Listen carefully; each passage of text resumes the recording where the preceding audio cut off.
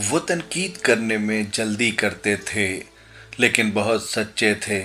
ایک متکبر، فلسفی، دل فریب عاشق، بہت کمزور لیکن وہ جو پوری دنیا سے لڑ بھی سکتا ہے اور دنیا کو دوست بھی بنا سکتا ہے، یہ وہ شخص ہے جسے جان ایلیا کہتے ہیں۔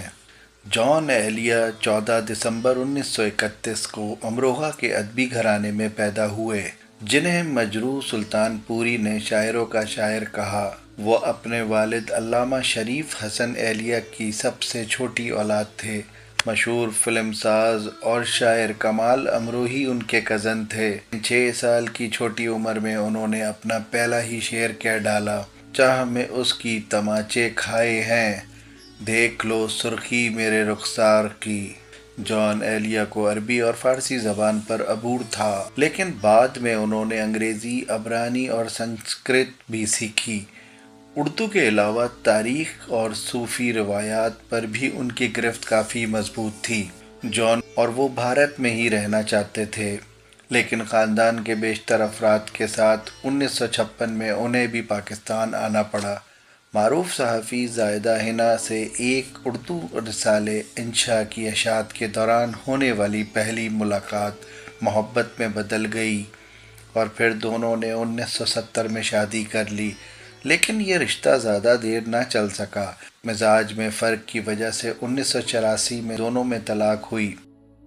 جان ایلیا کی ایک بیٹی سہینہ ایلیا بھی ہیں۔ زاہدہ حنا ایک زمانے میں خود بھی BBC اردو کے لیے کام کرتی تھی۔ ایک بار انہوں نے کربلا کی تلاش میں کے عنوان سے جان پر مضمون میں کہا کہ وہ ایک ایسا آدمی تھا کہ وہ اپنی محبت کے اظہار میں نہ صرف پہل کرے بلکہ ان کا فرض بھی بنتا ہے کہ وہ محبت کو اس کی منزل تک لے جائے۔ لمبے بال اور رات کو دھوپ کا چشمہ پہننا ان کے لیے ایک عام سی بات تھی۔ جان صاحب کہا کرتے تھے کہ اگر میں شاعر نہ ہوتا تو ڈرامہ نگار ہوتا۔ وہ تمام اصولوں کو ایک طرف رکھتے، ان کا چنچل پن ہمیشہ زندہ رہتا تھا۔ جان ایلیا اپنے وقت کے دوسرے شاعروں سے بالکل الگ شناخت رکھنے والے شاعر تھے۔ اردو شاعری کی 300 سالہ تاریخ میں بہت کم شاعروں نے اس لہجے، اتنے خلوص اور اس قدر ولولے سے نظمیں لکھی ہوں گی۔ انہیں یہ بھی سلیقہ تھا کہ کس طرز کے انداز بیاں کو اپناتے ہوئے کون سا شعر لوگوں تک پہنچانا ہے۔ ان کا انداز انہیں سب سے مختلف بناتا ہے۔ وہ مشاعروں کو لوٹنے کے فن سے بخوبی واقف تھے۔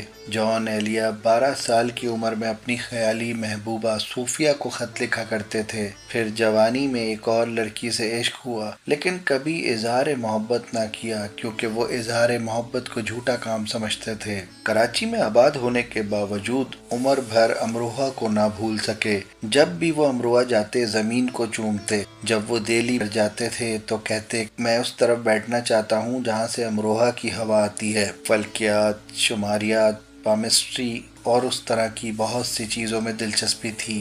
جان کی حیرت انگیز یادداشت تھی، لیکن وہ اپنے آپ میں کھویا ہوا شخص تھے۔ انہیں میر تقی میر کی مشہور غزل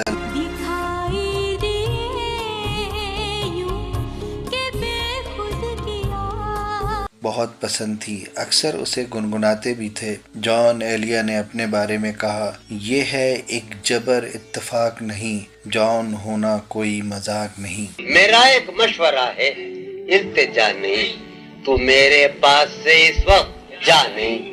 ویڈیو کے بارے میں اپنی رائے کا اظہار کمنٹس میں کریں۔ شکریہ۔